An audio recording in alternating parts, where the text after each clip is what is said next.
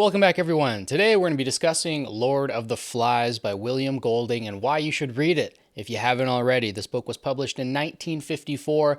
It runs approximately 230 pages long, and I remember reading this for the first time in high school. I believe it was grade 11, and I was shocked that we were allowed to read this. It got dark, especially towards the end. I won't spoil it for you guys. This is just a why you should read video, not an analysis video, but I will say that towards the end of this book, it gets quite twisted, and I was shocked that we were reading it in class, and it became one of my favorite books that I ever read in high school. So if you didn't have the opportunity to read this in high school, I hope to convince you today to read it. As always, I'll go through a quick, spoiler-free synopsis of the book. I'll give you guys some films and some additional literature to go along with it. But before we get into all of that, I want to give you guys a couple words on the author himself. Born in 1911 in Cornwall and raised in a pedagogic household, his father was a science teacher, his mother a fervent suffragist. William Golding initially pursued science at Oxford before switching to English, driven by an early love for Shakespeare and Tennyson.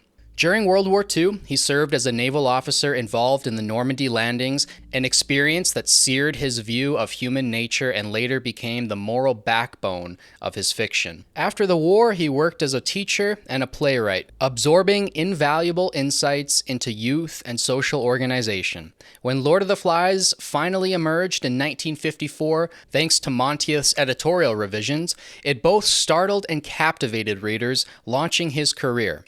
Golding went on to win the Nobel Prize in 1983 for his novels, which illuminated the human condition. His literary legacy, grounded in his dark exploration of civilization, society, and innate evil, began with Lord of the Flies and grew richer throughout his life, a defining work that continues to resonate and challenge to this day. So yeah, hopefully that gives you guys a little bit more background information on the man who wrote this book. I myself, I've only read Lord of the Flies when it comes to William Golding's works, but I will throw up the rest of his works on screen right now if you guys are interested in diving deeper into his writings. Next up, I want to give you guys a brief, spoiler-free synopsis of what this book is actually about. Stranded on a tropical island after a plane crash, a group of British schoolboys attempts to form their own micro-society in Lord of the Flies. At first, the boys thrive. They light a signal fire, appoint a leader, and dream of rescue. But their fragile order collapses as primal fears surface and power struggles intensify. The boys split between charismatic Ralph and intellectual Piggy, and the fiercely determined Jack, whose obsession with hunting shifts the group's balance. As rituals and symbols like the conch shell and the beast take on terrifying significance, innocence erodes. What begins as an adventure morphs into an examination of newfound savagery and the darkness that lies at the edge of every human soul. An unnerving parable about civilization, power, and moral descent. So yeah, needless to say, this book does get dark. I'm not going to spoil anything, but by the end of the book, it gets quite violent and you go, holy, I can't believe this is taught in schools, but I think it should be mandatory in schools. I don't think that they should ever take this out of the curriculum because it is a very, very unique book.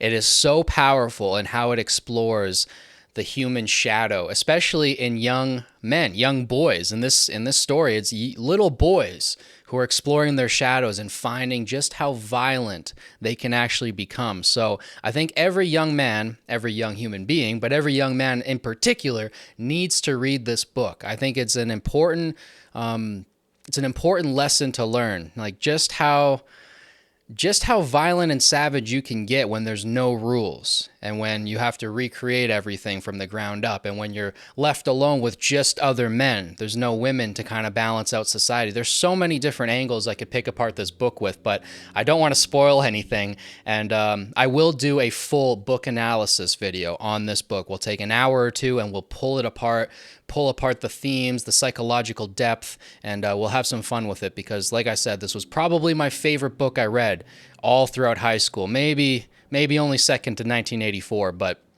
now I want to give you guys some additional literature and some other media that I would also pair along with your reading of Lord of the Flies. So I have for you guys 4 films and 2 books that I would pair along with your reading of Lord of the Flies, and then at the end of the video, I'll go over a couple of my favorite quotes, and we'll talk about them a little bit. So the first 2 films are actually both Lord of the Flies. So the first one came out in 1963, and the second one came out in 1990. I highly prefer the 1963 version. That's my favorite. I think it's a better film. So if you're looking for a film to watch after you've read the book, I would highly recommend that one. And you can also check out the 1990 version as well if you want to be a completionist and watch all of the adaptations. But there's another film, 2 other films that I think are very, very similar. They kind of riff off of Lord of the Flies and draw a lot of inspiration from it. The first one inspired the second one, and the first one came out the year I was born, in 2000. It is Battle Royale. It is a fantastic film. It's very, very similar to Lord of the Flies in a lot of ways, and it's very, very similar to a 2012 film that came out called Hunger Games, which is also another fantastic book I will do a Why You Should Read video on shortly, because I read that book before the film came out, so I was probably 10 or 11 years old, and it was a few years before I read Lord of the Flies. And as soon as I read Lord of the Flies, I immediately drew the connections. I was like, oh, Hunger Games is directly riffing off of this. So if you like Hunger Games, or if you're a fan of Battle Royale, that one's a more niche movie, but it's one of my favorites. If you guys like those movies, I can guarantee you will love reading Lord of the Flies. So next, I want to suggest 2 books that I would also read after Lord of the Flies. So the 2 books are actually 2 books that I recently did Why You Should Read videos on. The first of which is Animal Farm by George Orwell. Similar story in ways. You kind of have these characters who are slowly devolving, becoming more and more savage, more and more brutal and violent. And I think that there's a lot of similar themes in Animal Farm. And another one would be Heart of Darkness. Again, go watch my Why You Should Read Heart of Darkness video, and you'll see exactly why I'm also suggesting that one for you guys. So Heart of Darkness and Animal Farm are 2 books that I would read following up your reading of Lord of the Flies. So next, I'm going to share with you guys my 3 favorite quotes from the book, and I'm not going to go too much into detail because I really want you guys to go into this book rather blind. It's best to not spoil anything, but the first quote that I absolutely love is, "Maybe there is a beast. Maybe it's only us." So that line is spoken by Ralph, and I don't want to go too much into what it means in the story. There is a beast that's maybe in the story, maybe not. It's kind of convoluted on purpose. So what I do think this quote relates to, though, is war. For me, it relates to war because when you're in a war, you're always thinking like the other guy's the bad guy. They're the beast. They're the savage. They're the ones that we need to kill, right? That this is what happened with the Nazis in World War II. They were constantly given this propaganda that the people over in the East, the Slavs, the Bolsheviks, the communists, the Jews, they were all subhuman, right? They're savage, they're beasts, they're horrible, they're evil, and we need to go and destroy them. And you have to think there's probably a lot of German soldiers who, during the Eastern Front offensive, were probably starting to realize that, hey, maybe they aren't the beast. Maybe we are the beast. Maybe we are the evil ones. And this isn't just about World War II. I think most wars, people start to realize while they're fighting it that it's not just the enemy that's bad and that's evil and savage. It's also us. It's also the good guys, right? So very, very interesting quote. I want to take it apart in more detail, but I really don't want to spoil this book for you guys, so I'm going to leave it there. But that's definitely one of my favorite quotes from the book. Another one is, "The thing is, fear can't hurt you any more than a dream." So this is another quote that you can think about for hours. You know, fear can't hurt you any more than a dream. Yes, it's true that dreams can't hurt you. They can emotionally affect you. They can motivate you. They can inspire you, or they can scare you deeply and shock you. Fear kind of has the same thing. It can motivate you, right? It can make you do things that you wouldn't otherwise do, but it can't exactly hurt you. It's an emotion that you feel. So I get what the quote means there, but it leaves some ambiguity and some abstractness. So you can think about that quote for a while. I think it's a very, very interesting quote. I always grabbed onto that one. Fear can't hurt you any more than a dream. It's true, but it's also not true, which is why it's an interesting quote. And my last favorite quote is, "Ralph wept for the end of innocence, the darkness of man's heart."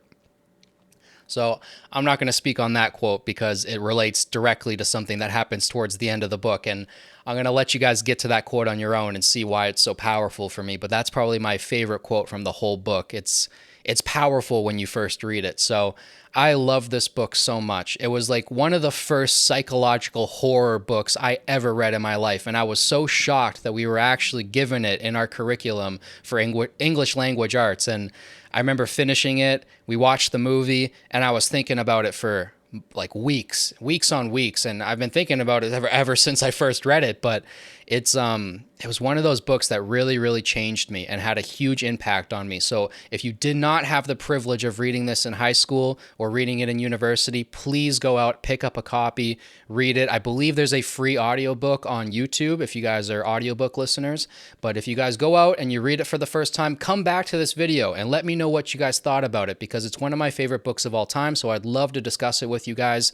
And if you've already read it and you're just watching this video for fun, definitely let me know down below in your comments what's your favorite part of the book. Do you have a favorite character? Try not to spoil anything if anybody's perusing through the comments, but I love talking to you guys about books. So let me know down below in the comments. Don't forget to like, subscribe, share with your friends to help boost this channel and the algorithm. Thank you guys so much for watching. As always, it means the world to me. I'll catch you guys in the next one. Peace.